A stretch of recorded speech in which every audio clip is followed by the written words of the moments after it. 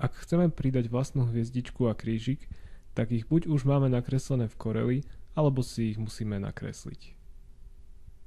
Otvoríme si nový súbor a nakreslíme hviezdičku napríklad pomocou nástroja Hviezda. Na veľkosti hviezdičky nezáleží. Hviezdičku následne uložíme pod ľubovoľným menom.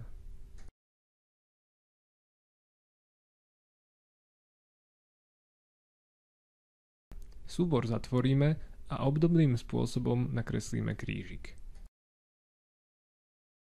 Tu použijeme napríklad nástroj obdĺžnik.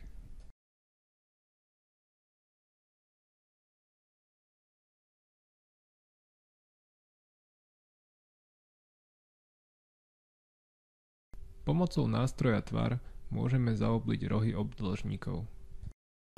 Následne obdĺžniky zlúčime do jedného tvaru. Súbor uložíme pod ľubovoľným menom.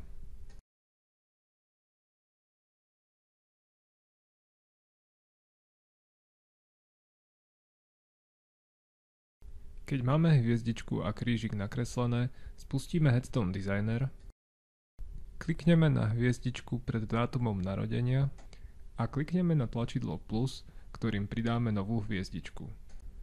Vyberieme súbor s hviezdičkou a klikneme otvoriť. Nová hviezdička sa pridá do zoznamu hviezdičiek a môžeme ju používať tak ako ostatné.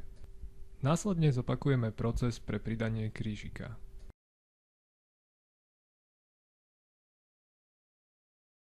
Novo pridanú hviezdičku a krížik môžeme teraz použiť pri vypisovaní nápisu na pomník.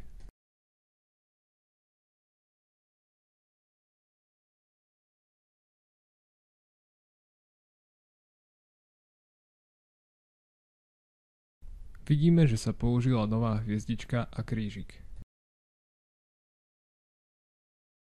Ak sa nám zdá krížik príliš malý, môžeme zväčšiť jeho veľkosť v ďalších nastaveniach.